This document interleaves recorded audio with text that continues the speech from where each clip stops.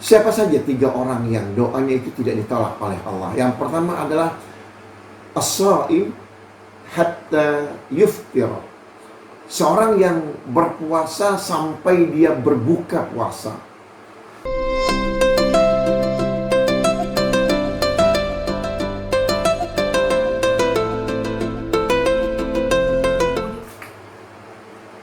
Bismillahirrahmanirrahim.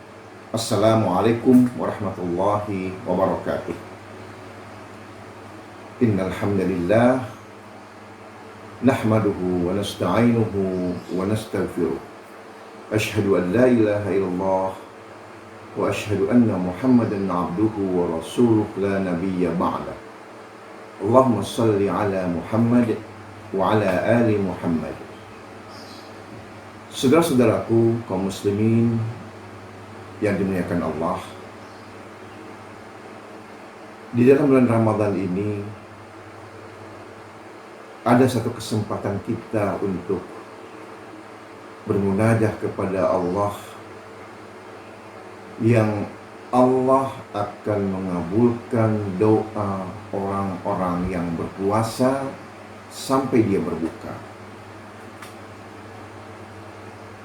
Saya mengutip sebuah firman Allah di dalam surah Al-Baqarah, surah yang kedua, ayat 186. Allah berfirman, A'udzubillahi minasyaitonir rajim. Wa idza sa'alaka 'ibadi 'anni fa inni qarib ujibu da'watad da'i idza da'ani falyastajibuli wal yu'minu bi la'allahum yarshudun. Allah berfirman, sepertinya Allah mengajak dialog kepada baginda Rasulullah Muhammad sallallahu alaihi wasallam, ya Muhammad, jika umatmu atau hamba-hambaku bertanya tentang aku, fa inni qarib, kata Allah, katakan ya Muhammad, sesungguhnya aku sungguh sangat dekat,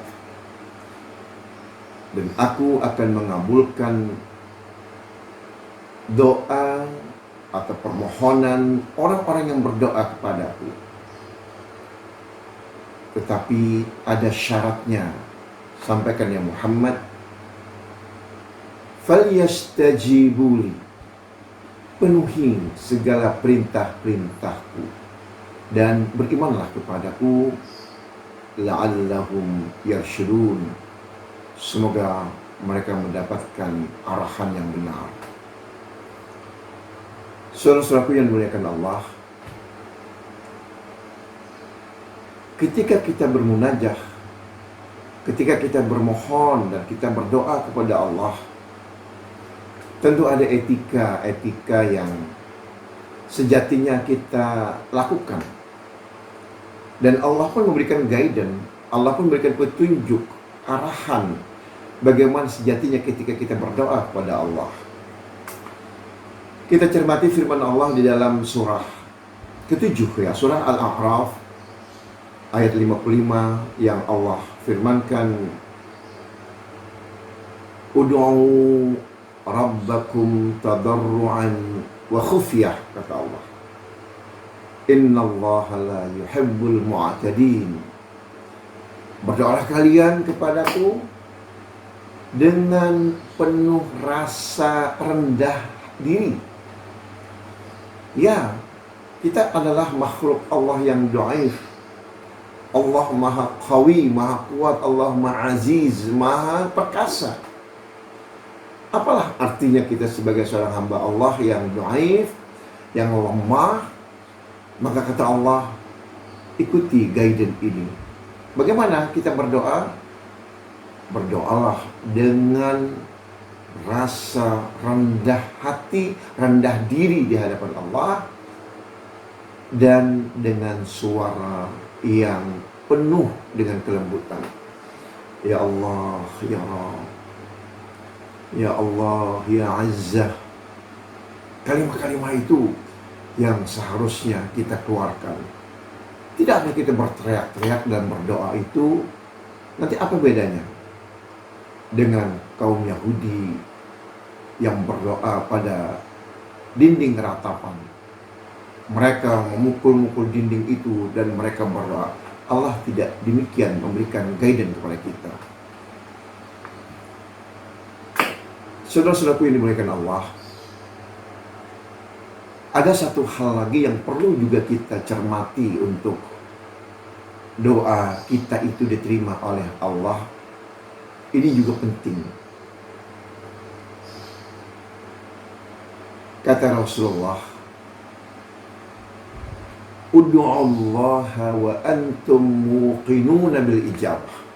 Berdoalah kalian kepada Allah dan kalian merasa yakin Allah akan mengijabah doa ini. Allah akan mengabulkan doa-doa yang kita panjatkan kepada Allah yang Maha Perkasa, yang Maha Rahman, yang Maha Rahim itu. Dan tentu juga kita tidak lupa untuk berdoa itu hendaklah kita selalu menunjukkan cinta kita kepada junjungan kita baginda Rasulullah Muhammad sallallahu alaihi wasallam, seperti yang diungkapkan oleh Sayyidina Ali radhiyallahu an, kullu du'ain mahjubun illa, kecuali sallu ala nabi, kecuali kita bersalawat kepada baginda Rasulullah Muhammad sallallahu alaihi wasallam. Artinya apa? Sebelum kita berdoa, masuk poin apa yang kita kehendaki kepada Allah, maka doa itu kita sampaikan, Bismillahirrahmanirrahim, Allahumma salli ala Sayyidina Muhammad wa ala ali Sayyidina Muhammad. Ada ungkapan rasa cinta kita kepada Rasulullah. Kita berselawat terlebih dahulu kepada baginda Rasulullah Muhammad SAW. Saudara-saudaraku yang dimuliakan Allah, kesempatan ini saya ingin menyampaikan sebuah hadis yang masih erat hubungannya dengan doa dan doa. Dari hadis yang dikeluarkan atau disampaikan oleh sahabat Rasulullah yang bernama Abu Hurairah. Abu Hurairah ini adalah sahabat Rasulullah yang tidak lama beliau bersahabat dengan Rasulullah. Setelah masuk Islam, mungkin hanya sekitar 4,5 tahun lah. Kemudian beliau wafat. Sahabat ini dikenal cerdas. Sahabat ini sebelum masuk Islam bernama Abdus Syams, hamba matahari, kira-kira begitu terjemahannya. Dan tidak kurang dari 5.347 hadis yang beliau dengar, yang beliau bertatap langsung dengan Rasulullah dan disampaikan kepada rijalul hadis, orang-orang yang akhirnya sampai kepada para perawi hadis seperti Imam Bukhari, Imam Muslim, Abu Dawud, Tirmizi, An-Nasa'i, Ibnu Majah, Al-Hakim, dan beberapa perawi-perawi yang lain. Yang sekalian dimuliakan Allah, hadis itu berbunyi seperti ini, Thalathatun la turaddu da'watukum. Ada 3 manusia yang doanya tidak akan ditolak oleh Allah. Masya Allah. Ini luar biasa ungkapan seperti ini. Hadis-hadis yang senada dengan ini ada yang lainnya. 3 doa yang tidak akan Allah tolak. Kali ini kan 3 manusia yang doanya tidak ditolak oleh Allah.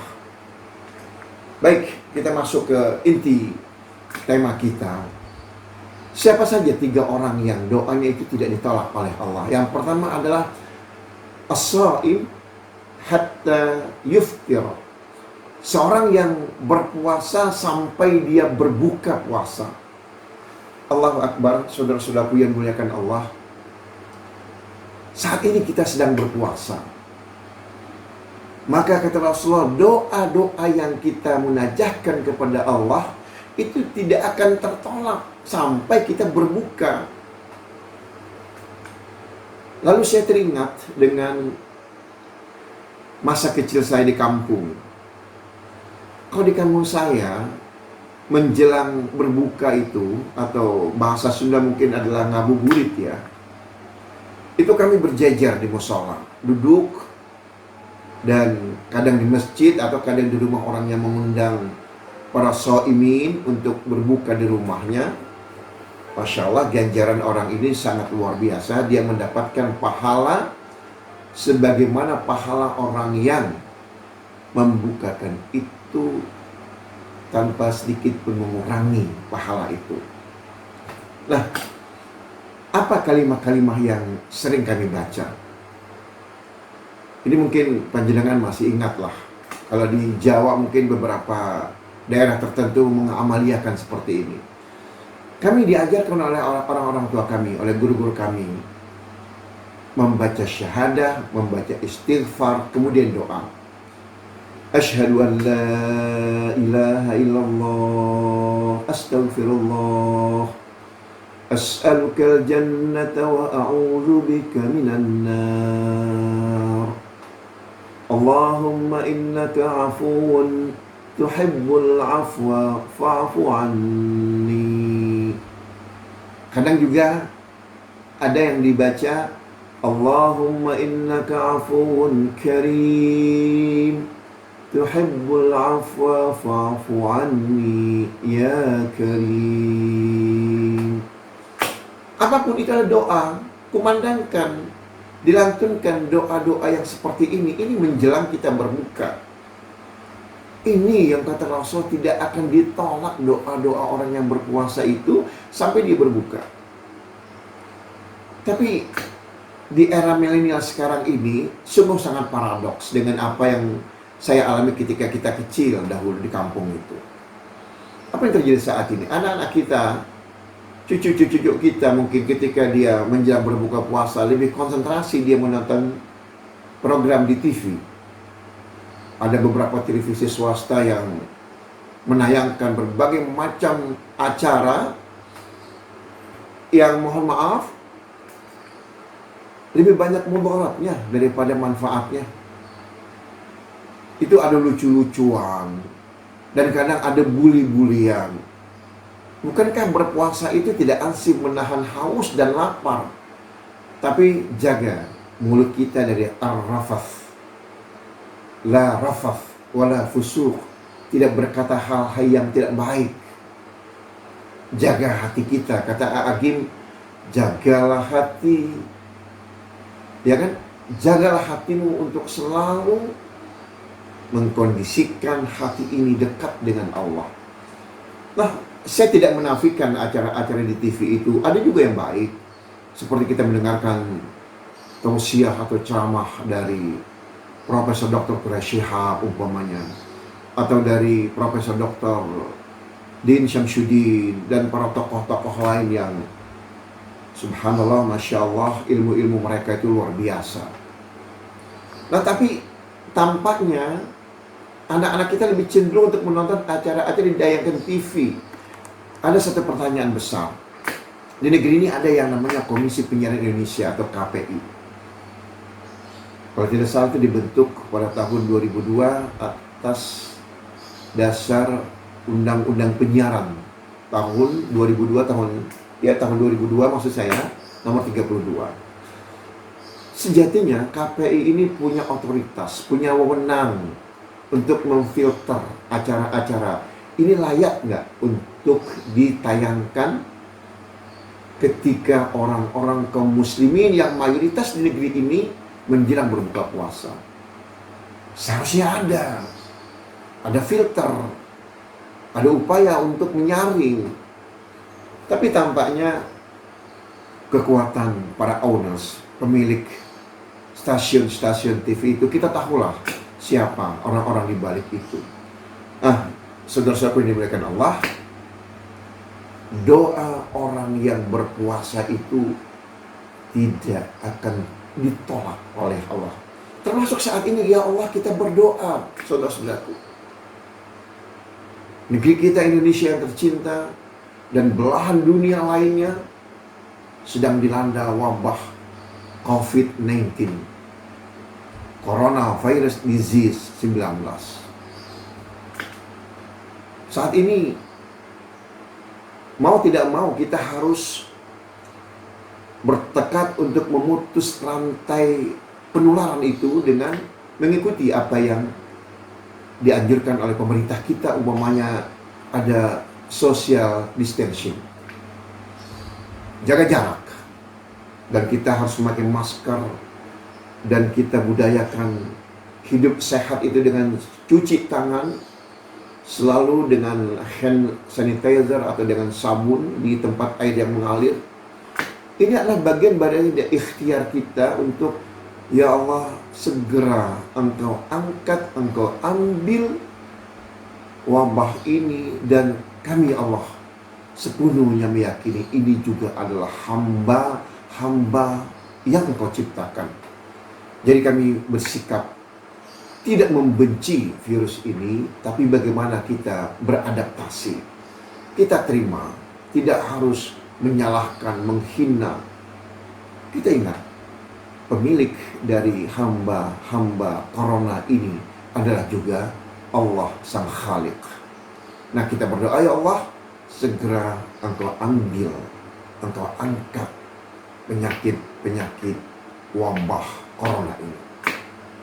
Yang kedua adalah doa orang yang tidak akan ditolak oleh Allah, Al-Imamul Adil, pemimpin yang adil. Siapa itu pemimpin yang adil? Pemimpin yang bertakwa kepada Allah, itu pasti. Pemimpin yang mencintai rakyatnya, tidak pilih-pilih. Bisa jadi ada seorang pemimpin yang hanya mengayom, mencintai kepada rakyat yang ketika pilpres memilih dia. Sementara orang-orang yang tidak memilih itu dimarginalkan. Oh tidak, ini pemimpin yang tidak adil yang seperti ini. Allah marah kepada pemimpin seperti ini. Pemimpin yang zalim. Pemimpin yang baik, pemimpin yang adil adalah ketika azamnya, kekuatan niatnya itu adalah untuk mensejahterakan masyarakatnya, masyarakat umatnya, masyarakat siapapun, seluruhnya rakyat ini diayom. Dan dia bertekad untuk mensejahterakan, membahagiakan mereka dengan apa? Negeri kita adalah negeri yang kaya, sumber daya alamnya berlimpah ruah. Kalau itu dimanage, dikelola dengan baik berdasarkan undang-undang dasar, maka negeri ini akan ada sebuah adagium atau sebuah pepatah. Apalah maksudnya itu? Gemah, repah, jinawi. Itu bahasa Jawa ya.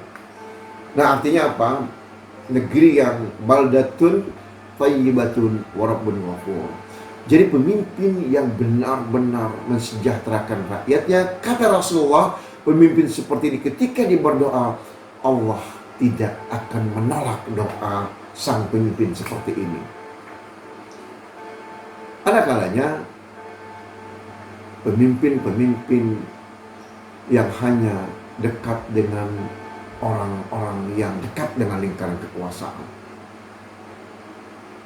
Tapi pemimpin ini kadang-kadang kalau dia meresapkan pada dirinya bahwa ini adalah amanah dari Allah, maka pasti dia akan berlaku adil.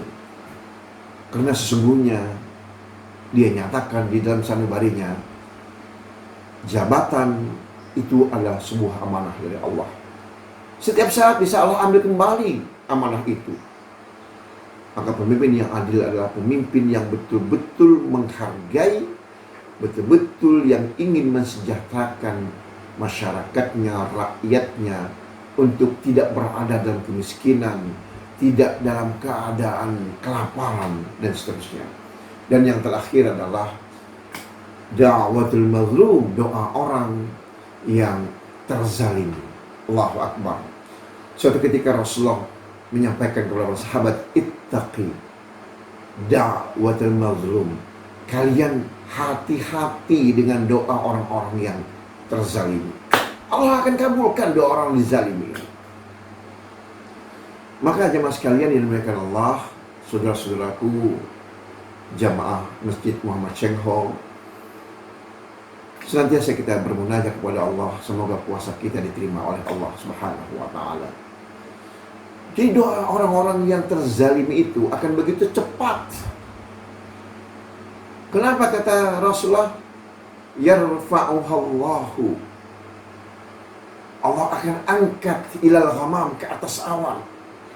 Wa yaftahu laha abwabas sama, dan Allah buka pintu-pintu langit itu. Lalu Allah berfirman, wa izzati, dengan segala kemuliaanku, la ansurannak, akan aku tolong, akan aku kabulkan doa-doa kalian, meskipun doa-doa itu tidak serta-merta akan kita alami segera.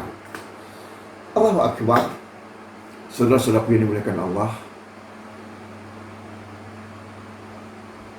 jangankan kita berbuat zalim kepada orang lain, kepada diri kita sendiri kita jangan berbuat zalim. Az-zulmu lawan daripada al-adlu. Zalim adil, az-zulmu al-adlu. Ma makna al-adlu? Wad'u syai'i fi mahalli, menempatkan sesuatu pada tempatnya, itu adalah adil, yang proporsional lah pada tempatnya. Bagaimana kita selaku seorang pemimpin, bagaimana kita memperlakukan diri sebagai seorang hamba, mari kita berkaca pada diri kita sendiri. Nah, mengakhiri tazkirah bersama kita pada hari ini, maka kita berdoa kepada Allah, semoga Allah selalu melimpahkan rahmat, karunia, dan maghfirah untuk kita. Bukankah Rasulullah katakan, hadza syahru syahrun mubarak, syahrun maghfirah, bulan yang penuh dengan barakah, bulan yang penuh dengan ampunan dari Allah Subhanahu wa taala. Berdoa, dan berdoalah dengan merendahkan diri, dengan suara yang lembut, dengan yakin kita bahwa ketika kita berdoa, kata Rasulullah, wa antum muqinuna bil ajabah. Bismillahirrahmanirrahim. Allahumma salli ala sayyidina Muhammad wa ala ali sayyidina Muhammad wa sallim wa radiyallahu tabaraka wa ta'ala an kulli sahabati Rasulillahi ajma'in. Allahumma rabbana zalamna anfusana wa illam taghfir lana wa tarhamna lanakunanna minal khasirin. Allahumma inna na'udzubika min jahdil bala wa darkis syaqa wa su'il qada wa syamatatil a'da. Bismillahirrahmanirrahim. La yadurru ma'asmi syai'un fil ardi wa la fis sama' wa huwas sami'ul alim. Rabbana atina fid dunya hasanah wa fil akhirati hasanah wa qina adzabannar. Walhamdulillahi rabbil alamin. Assalamualaikum warahmatullahi wabarakatuh.